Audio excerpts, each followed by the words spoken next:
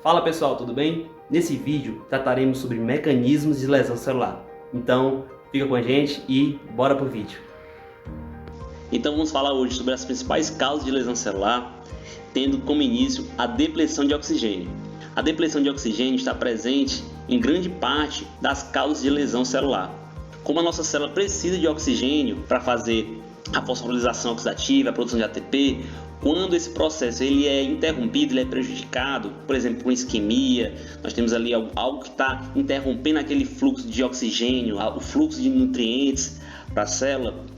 Essa célula vai sofrer uma série de consequências. A gente pode dizer aí que é um efeito cascata, um ciclo vicioso que vai acarretar em uma série de circunstâncias que não são benéficas à célula. E quando essa célula, mesmo tendo os mecanismos de defesa, ela não consegue se recuperar, essa lesão ela pode se tornar irreversível, causando a morte celular ou por necrose ou pela via de apoptose. Lembrando a todos que a necrose é aquela morte não programada, onde a célula perde controle do meio interno, daquilo que está acontecendo das suas organelas. Já a apoptose, ela se programa para aquela situação, para que não haja os processos deletérios da necrose, porque, por exemplo, a inflamação é bem presente num processo de necrose. Vamos entender aqui bem o processo. Então veja o seguinte exemplo. Na hipóxia, na redução de oxigênio, como falamos, uma série de efeitos em cascatas vão acontecer em virtude dessa falta de oxigênio, dessa falta de nutrientes que chega àquela célula, aquele tecido que precisa desses substratos para que ele possa estar fazendo as suas funções metabólicas, suas funções fisiológicas. Então, nessa seguinte situação, nós temos uma célula específica de um tecido que ela começou a ter uma depleção, uma redução do fluxo de oxigênio, do fluxo de nutrientes que ela obtinha no estado fisiológico normal. Nessa situação, aquele fluxo normal de nutrientes e oxigênio, ele cai. E quando a gente tem uma redução nesse fluxo de nutrientes, nesse fluxo de oxigênio que chegava de forma normal para esse tecido, para essa célula, a gente vai ter, por consequência, uma redução na produção da adenosina trifosfato pela mitocôndria. Por que isso, professor? Porque a nossa mitocôndria ela precisa do oxigênio para fazer a geração do ATP, né? Lembrando que o ATP é a nossa moeda de troca, é a nossa moeda de energia. Então, quando nós temos, por consequência, uma menor entrada no meio intracelular de oxigênio, de nutrientes, a nossa mitocôndria ela vai ter o seu poder de produção de ATP reduzida, né? Consequentemente, vamos ter uma menor fosforilação oxidativa, que é o meio pelo qual a mitocôndria utiliza para realizar essa função de produção de ATP, nossa moeda de troca. Então, veja o processo. Tínhamos lá um tecido normal, esse tecido foi lesado por alguma situação, esse fluxo foi reduzido, foi atenuado de oxigênio e de nutrientes, e aí a nossa mitocôndria ela começa já a reduzir a sua produção de energia, uma vez que não existe mais oxigênio, ou comparativamente reduziu bastante dentro de uma situação fisiológica. Dessa forma, há uma redução da produção de ATP, nossa moeda de troca, nossa moeda de energia. Então, quando nós temos essa redução de ATP, isso é muito prejudicial para a célula, porque uma série de mecanismos, de organelas, eles precisam dessa energia para fazer o seu funcionamento de forma assertiva. E um dos primeiros pontos que nós vamos tratar é um problema na bomba de sódio e potássio, porque essa bomba de sódio e potássio ela necessita de ATP para o seu bom funcionamento. Então, uma vez que nós temos um problema de depleção de oxigênio, por consequência, menor produção de ATP, essa bomba de sódio e potássio não vai funcionar de forma assertiva. Por consequência, a gente não vai conseguir expulsar, jogar aquele sódio para fora da célula e trazer o potássio para dentro da mesma. Então, quando nós temos maior quantidade de sódio no meio intracelular, por consequência, ele vai trazer mais água e a célula vai ter aquela aparência, né, de tumefação, mais inchada, tá? Ela vai estar mais inchada porque você vai ter mais líquido dentro no meio intracelular, no citoplasma e nas partes onde o sódio vai estar mais presente. Também podemos dizer que a baixa produção de ATP via mitocôndria pode gerar também problemas na bomba de cálcio. E essa bomba de cálcio, quando não funciona corretamente, também vai deixar uma grande quantidade de cálcio no meio intracelular, e sabemos que essa grande quantidade de cálcio dentro da célula é perigosíssima, uma vez que essa quantidade elevada de cálcio pode ativar uma série de enzimas, dentre elas a enzima protease, que ela tem uma função de degradar proteínas e podemos dar exemplo, proteínas do citoesqueleto, que são super importantes para o bom funcionamento e arcabouço celular. E quando essas enzimas são degradadas, a célula sofre danos severos. E eu posso dizer para vocês que esse problema da depleção de oxigênio é um problema tão sério, essa hipóxia que pode levar a uma lesão celular, porque é um efeito em cascata. Então imagine só, você está dirigindo um carro na estrada, de repente você fura o pneu, e a partir do momento que você fura o pneu, você perde o controle do volante, e aí o carro pode capotar, pode virar. Então veja, né? Foi uma série de coisas que aconteceram em cascata por causa da situação do pneu furado. Então vamos dar continuidade falando também de um outro problema gerado pela glicose anaeróbica. Quando nós temos uma lesão celular via depleção de oxigênio, por hipóxia, por uma isquemia, por exemplo, vocês têm que imaginar que tudo se converse e parece um efeito cascata. Vocês visualizaram que dentro de uma situação cronológica, uma série de coisas podem acontecer por causa do desfecho primário, que foi, no caso aqui do exemplo, o problema do pneu furado, o pneu mais seco. Então, no meio intracelular isso não é diferente. Então veja um exemplo da continuidade de um problema originado pela hipóxia. Temos aqui uma situação que você tinha uma célula, um tecido que estava sendo irrigada, que ela estava sendo nutrida e por algum motivo, algum problema, uma placa de ateroma, enfim, algo ocorreu que essa quantidade, esse fluxo de oxigênio, de nutrientes caiu. Então você teve já uma consequência, né? Uma redução drástica na produção de ATP via fosforilação oxidativa. E o que vai acontecer? O nosso corpo é sábio, então o nosso organismo, a célula, vai procurar uma maneira de sobreviver. Uma situação adversa, vamos procurar uma forma alternativa. Então quando a célula se vê dentro de uma situação que ela não tem mais aquele ATP, uma vez que não chega mais os nutrientes necessários, o oxigênio para que ela possa produzir o ATP e fazer a sua função fisiológica, ela vai ir para uma via alternativa. E qual é a via alternativa? A glicose anaeróbica, sem a utilização de oxigênio. Agora, olha como isso é comprometedor.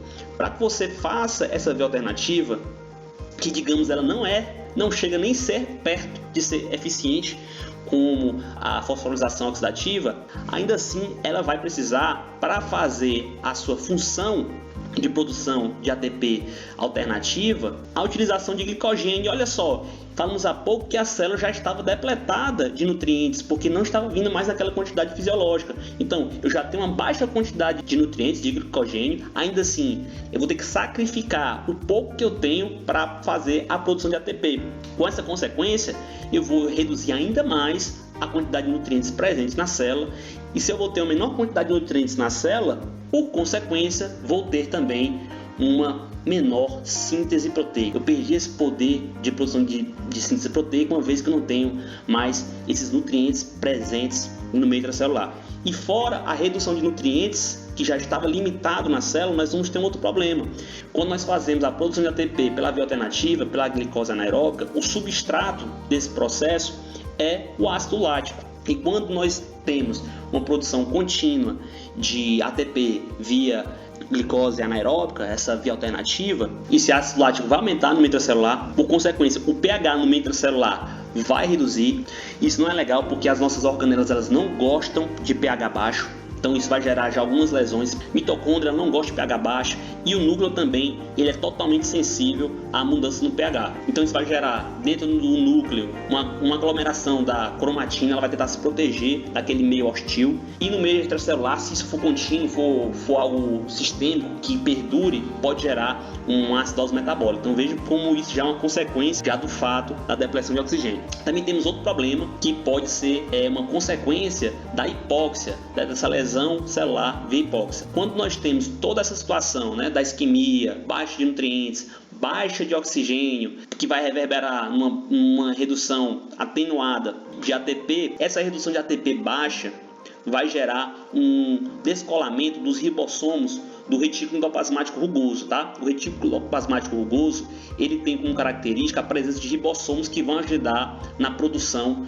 proteica, na síntese proteica. Então, quando nós temos descolamento dos ribossomos do retículo endoplasmático rugoso, nós vamos ter também, por consequência, mais redução de síntese proteica. E quando nós temos a redução dessa síntese proteica, por consequência do descolamento dos ribossomos do retículo endoplasmático rugoso, dentro dessa redução de síntese proteica, as lipoproteínas também serão prejudicadas, a produção das lipoproteínas. E quando nós temos menos produção de lipoproteínas, quer dizer que os lipídios que estavam no meio intracelular, eles não estarão sendo utilizados. Isso pode gerar também uma lesão celular chamada degeneração gordurosa. E aqui nós voltamos para a bomba de cálcio e vamos falar como esse problema na bomba de cálcio, que vai gerar um aumento nessa quantidade de cálcio no meio intracelular, pode gerar mais lesão na célula e entrando aqui em detalhes na mitocôndria. Então, nós temos aqui a redução da ATP pelaquela falta de oxigênio, de hipóxia. Então, essa redução de ATP vai gerar um problema, uma falha no bom funcionamento da bomba de cálcio. E essa falha vai ter como consequência um aumento do cálcio no meio intracelular. Então, esse acúmulo de cálcio no meio intracelular, ele vai gerar um dano na membrana que envolve a mitocôndria. E quando ele gera esse dano na membrana que envolve a mitocôndria, vai fazer que haja pequenos poros. E quando tem esses pequenos poros, coisas que estavam dentro da mitocôndria, elas podem sair, como coisas que estavam fora podem estar dentro da mitocôndria. Então, veja como isso gera um grande problema, né? Então, essas enzimas, quando saem da mitocôndria e vão para o citoplasma, elas podem gerar um dano absurdo no meio celular. Tem a ativação de DNAs, essas DNAs elas vão atacar a parte nuclear da célula, isso provavelmente pode gerar a morte celular. As proteases que podem estar atacando, por exemplo, o citoesqueleto, as lipases na membrana celular, e tudo isso pode estar gerando, a depender do nível que aconteça, a morte celular, o pior desfecho para a célula. Então, essa é uma imagem ilustrativa que mostra quando nós temos algum problema celular e esse cálcio ele começa a entrar de forma excessiva no meio intracelular, isso pode gerar uma série de problemas na célula. E aí temos como exemplo a ativação de enzimas celulares, como falado há pouco. Então, essas enzimas elas podem degradar os fosfolipídios, acarretando lesão na dupla camada de fosfolipídios presente na membrana celular. Ela pode gerar também ativação de proteases, como falado, que pode gerar uma degradação das proteínas do citoesqueleto, que também vai estar diretamente relacionado a problemas na membrana celular. Pode estar ativando DNAs, endonucleases, que vão estar diretamente agindo sobre o núcleo celular. Isso é gravíssimo, porque quando nós temos uma lesão no DNA da célula e a célula não consegue se recuperar, ela provavelmente vai sofrer uma morte celular. E ainda temos a ativação de ATPase. Então, vocês imaginam, o processo está bastante complicado, já não tem um ATP produzindo, baixa produção pela mitocôndria. Então, às vezes é utilizada a via alternativa para a produção de oxigênio na glicose anaeróbica. E ainda assim, vão ter enzimas que vão degradar os poucos ATPs presentes. Então, tudo isso culmina para um problema em cascata de lesão. Também temos outro problema que pode estar gerando dano na célula, que são as espécies reativas de oxigênio, chamado EROS, aos radicais livres. E essas espécies reativas de oxigênio, na verdade, elas são fisiológicas, elas fazem parte da nossa vida. O problema é quando elas estão em excesso. Então, tudo é uma homeostase, tem que ter um equilíbrio, um balanço. Então, essas espécies reativas de oxigênio, elas são moléculas que contêm um elétron que ele não está emparelhado dentro de um orbital externo. Então, imagine uma molécula, essa molécula, elas vão ter várias duplas de elétron que estão estabilizadas. Só que o radical livre, ela vai conter um elétron que está solto dentro desse orbital. Isso faz com que ele fique totalmente instável, reativo. E o que ele vai fazer? A função dele é procurar uma outra molécula para se aproximar e roubar esse elétron para que ele se estabilize. Só que acontece um efeito cascata. Por quê, professor?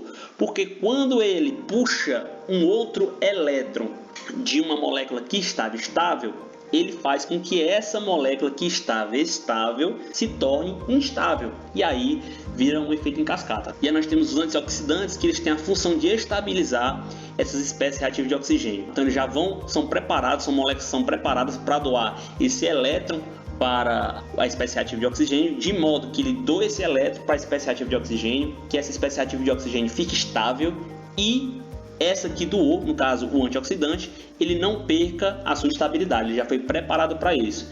E aí vão ter possibilidades exógenas você conseguir isso através da alimentação, de suplementação, de exercício físico e também os meios endógenos que são feitos pelo próprio organismo. Lembrando, pessoal, que essas espécies reativas de oxigênio, elas vão estar sempre sendo produzidas na própria respiração celular.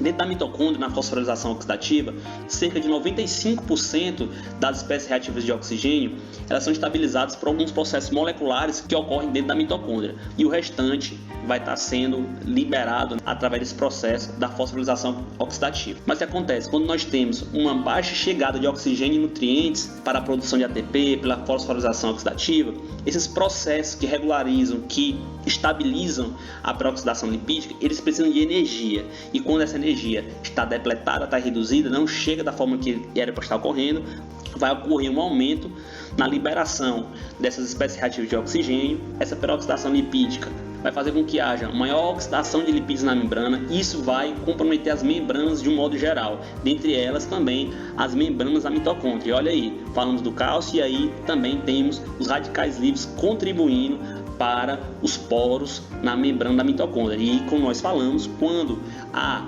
problemas na membrana que envolve a mitocôndria, a gente vai ter por consequência mais problema na redução de ATP. Então veja que é um efeito cascata, né? Uma coisa puxa a outra. E aí, quando a nossa mitocôndria ela sofre lesão, normalmente pode existir dois caminhos. Um caminho é a necrose, que é aquela morte não programada. Isso pode ocorrer dentro da depleção de oxigênio, pela hipóxia e todos aqueles processos que nós falamos, que vai fazer com que haja redução na adenosina trifosfato, o ATP gerado, e isso vai gerar em cadeia também uma maior produção de espécies reativas de oxigênio. E quando essa produção de espécies reativas de oxigênio são moléculas instáveis, vão estar causando uma série de lesões celulares. Isso pode fazer com que haja múltiplas lesões em problemas que a célula não tem os mecanismos suficientes de recuperação para que ela possa voltar dentro da sua homeostase, do estado de normalidade. E isso vai acarretar a necrose, a morte celular não programada. Vai causar inflamação, extravasamento do meio intracelular para fora, gerando inflamação e uma série de outros problemas. Também há um outro caminho que pode ser gerado, e também há um outro caminho quando a célula consegue, em tempo hábil, verificar os problemas que estão ocorrendo, essas lesões, essas agressões no meio intracelular, enviar uma produção, uma síntese de sinais de proteínas pró-apoptóticas, que quer dizer o quê? São a favor da apoptose, que verificam que não há mais como essa célula sobreviver, mas há um melhor caminho, sem inflamação, um meio mais assertivo para que possa ter um desfecho mais favorável. E quando ocorre esse aumento das proteínas pró-apoptóticas, ou seja, a favor da apoptose da mitocôndria para o citoplasma, o citocromo C é um importante mediador nesse processo, e ele vai fazer com que haja uma série de efeitos para que essa morte celular ela seja programada e seja feita da melhor maneira possível, fazendo assim a apoptose. E esse slide apresenta as vias que a membrana celular pode estar sofrendo lesão. Pela redução, pela depleção de oxigênio, que vai causar todos aqueles problemas via cascata que nós tratamos aqui nessa aula de hoje. As espécies reativas de oxigênio também vão tratar lesão na membrana, pela peroxidação dos lipídios, bem como o aumento de cálcio no citoplasma, que vai estar ativando uma série de enzimas, dentre essas proteases e fosfolipases, que vão estar prejudicando tanto o citoesqueleto como os fosfolipídios presentes na membrana celular. Uma lesão irreversível causando a morte celular. E aqui nós temos imagem ilustrativa representando como as espécies reativas de oxigênio podem estar lesionando a célula por algumas vias, né? Lesão do DNA, modificação das proteínas, a peroxidação lipídica, acarretando em danos na membrana. Mas na mitocôndria, como nós falamos, existem alguns processos que fazem com que essas espécies reativas de oxigênio elas se estabilizem. Óbvio que dentro desse funcionamento 95% é convertido, é estabilizado, mas 5% acaba não sendo efetivado nesse processo enzimático. Então temos como exemplo o superóxido dismutase, que vai fazer que o superóxido transforme-se em H2O2, que é água oxigenada. Essa água oxigenada já é menos reativa do que o superóxido, ela é menos instável do que o superóxido. E também nós vamos ter a ação enzimática da glutatina peroxidase e a catalase para fazer a separação dessa molécula do H2O2, deixando ela mais estável, tá bom? Lembrando que 5% acaba não sendo perfeito, né, nesse processo, acarretando na extravasão dessas espécies reativas de oxigênio para o meio intracelular. Mas o problema é o excesso, tá, pessoal? Dentro da normalidade, isso é totalmente fisiológico. Então espero que tenham gostado da aula de hoje, divulguem para seus colegas e até uma próxima oportunidade. Um abraço!